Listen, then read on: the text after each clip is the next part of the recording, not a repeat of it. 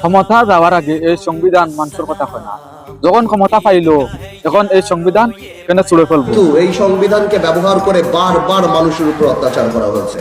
সুতরাং এই সংবিধান যেই সংবিধান মানুষের কথা বলে না, সংবিধান যেই সংবিধানে মানুষের ইচ্ছার প্রতিফলন হয় না, মানুষের ভবিষ্যৎ দেয় না, মানুষের প্রোটেকশন দেয় না, সেই সংবিধানকে মানুষ ছুঁড়ে ফেলে। সংবিধানকে ছুঁড়ে ফেলবো কেন? সংবিধানকে মনে করায় দেয় যেটা ৭১-এর পরাজয়ের দলিল। আমি সংবিধান কেন ছুঁড়ে ফেলে দেবো? এই সংবিধান দিলে গাত্রদাহ কেন হবে?